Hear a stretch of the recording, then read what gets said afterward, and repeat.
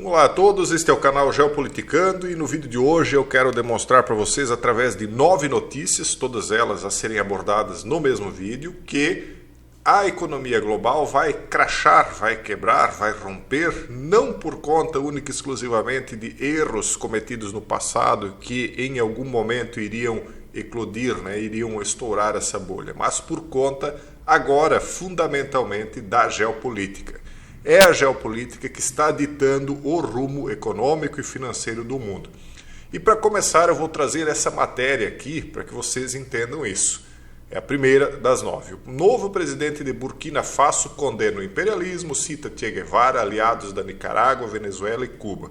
E aí você me pergunta, e que raios Burkina Faso tem a ver com a economia mundial? Um país, na opinião de muitos, pode ser economicamente irrelevante. E aí, o que eu quero saber de Burkina Faso?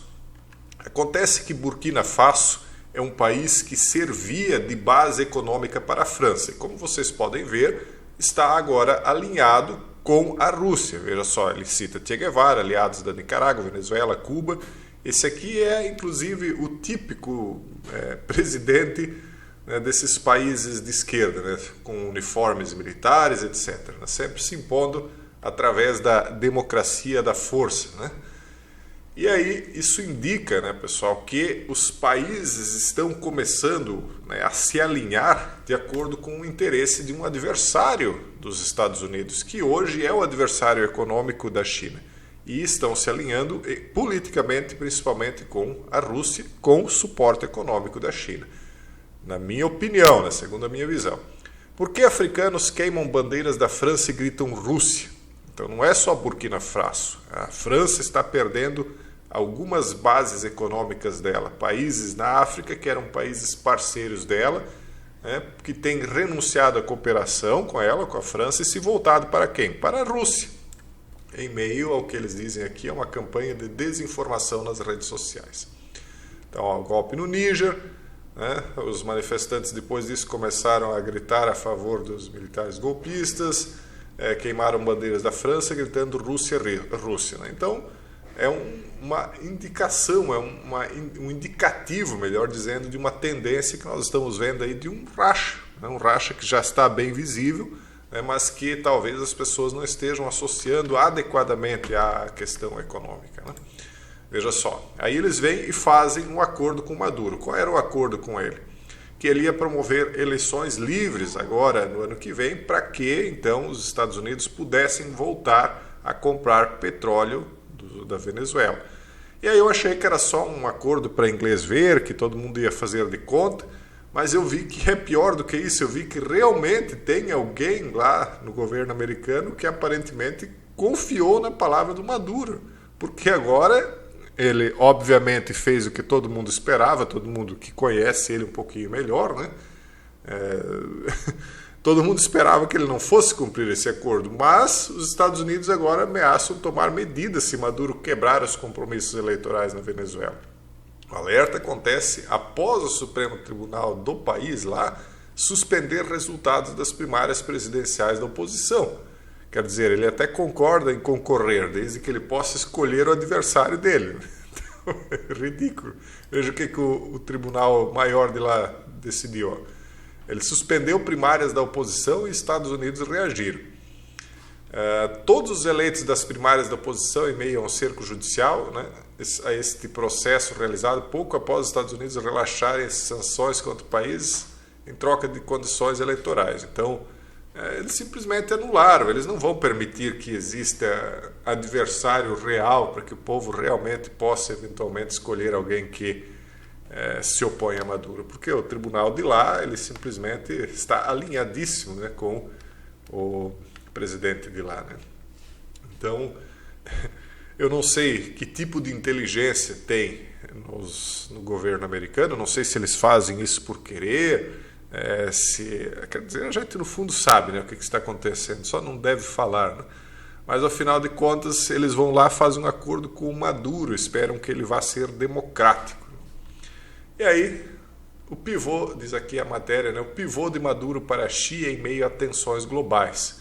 2 de novembro. Aqui. Dadas as poucas hipóteses de garantir um terceiro mandato presidencial numa eleição livre, justa, competitiva e verificável, o presidente venezuelano Nicolás Maduro alinha-se estreitamente com o líder mais poderoso da China desde Mao Zedong, Xi Jinping. Mas ele não estava se alinhando agora com as propostas democráticas dos Estados Unidos para vender petróleo lá para eles? Durante a recente visita de uma semana de Maduro à China, a relação bilateral evoluiu para uma parceria estratégica duradoura e, independentemente das condições meteorológicas, um estatuto que apenas o Paquistão partilha. Indica que o vínculo entre as duas nações permanece inalterado por fatores externos ou desafios temporários, independentemente de mudanças geopolíticas, econômicas ou diplomáticas. Ou seja, depois que Maduro fez o acordo ali com os Estados Unidos, a China chamou ele para uma reunião e elevou o status deles. O nosso vínculo como é que eles colocam aqui? Inalterável por quaisquer fatores geopolíticos, econômicos ou diplomáticos. Então, dão aí um reforço para Maduro e isso enfraquece a estratégia norte-americana, fortalece Maduro, né, nessa questão interna e, obviamente, nessa disputa dos Estados Unidos com a China, dá vantagens para a China. E vamos adiante que a China faz a maior venda de títulos e ações dos Estados Unidos em 4 anos. Isso aqui é uma matéria agora do finalzinho do último mês, né, que acabou de virar. Qual a minha opinião do porquê que eles fizeram isso? Eles estão vendendo títulos do Tesouro da Dívida. Porque já teve um mandatário, o Trump, vamos falar bem diretamente, que disse que aquilo que aconteceu lá em 2020, toda aquela questão de Wuhan e tal, era culpa da China. E se fosse comprovado que era, né? Se fosse o caso, então ela teria que indenizar os Estados Unidos, o prejuízo dos Estados Unidos de alguma maneira. De que maneira que ela indenizaria? Ela é credora dos Estados Unidos, de repente ela perderia esse crédito. Então, eu, se fosse devedor dos Estados Unidos e estivesse na condição da China, o que eu faria? Olha, vende os títulos e pega dólar, porque dólar não tem papel pintado, né? Não tem como eles controlarem por enquanto. Isso aí nós podemos mandar para outros países com mais facilidade. Então, isso é um indicativo de que essa disputa, essa guerra econômica vai continuar e vai, aparentemente, até o fim. E aí, nós vemos sinais de que o crash está vindo. Coreia do Sul restabelecerá proibição de venda descoberto até junho para equiparar condições.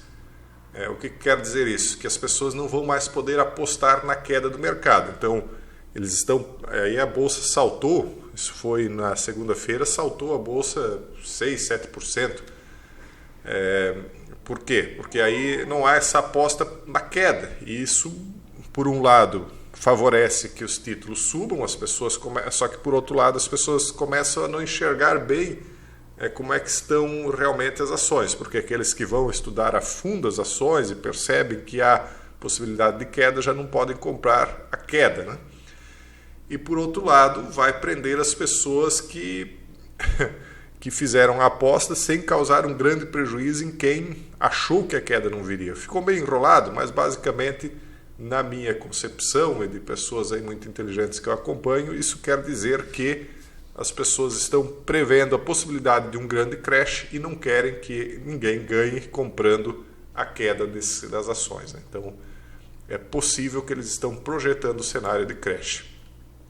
E, ao mesmo tempo, os Estados Unidos caminham rumo a outra guerra no Oriente Médio, segundo o site Responsible Statecraft. O que exatamente a administração Biden está fazendo para evitar o conflito mais amplo aqui, lhes pergunto. Aí você me diz, mas Jason, você estava dizendo até ontem que você não vê uma possibilidade de uma terceira guerra mundial por conta dos problemas que já aconteceram até agora. Sim, só que nada impede que as coisas vão se avolumando, no caso aqui, que o Oriente Médio vá, de repente, convulsionando até o ponto em que, de repente, aparece o que eles chamaram de pivô, né, para a Terceira Guerra Mundial.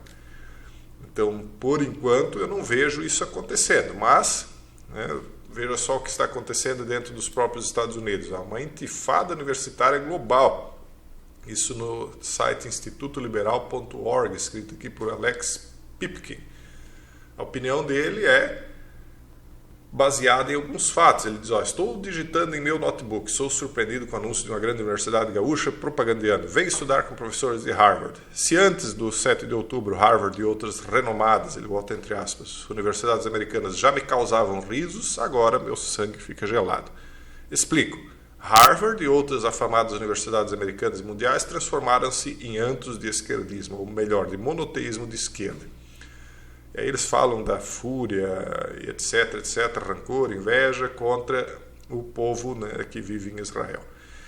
E aí, eu não lembro agora quem foi que falou, mas um importante político norte-americano chegou a dizer, olha, é mais seguro para um residente de Israel hoje ir morar na Arábia Saudita do que estudar em uma universidade americana. Então, nós vemos que aquilo que eu venho dizendo para vocês, de que os Estados Unidos também está dividido dentro dele, que só por isso é que ele tem a chance de cair, né? Então, não é uma opinião aí que está isolada, tem mais pessoas falando disso. Então, de fato, o que está causando o crash, o que está empurrando a economia para o colapso, é a geopolítica, essa disputa geopolítica mundial, que nós viemos aí paulatinamente trazendo fatos para vocês analisarem, tá bom?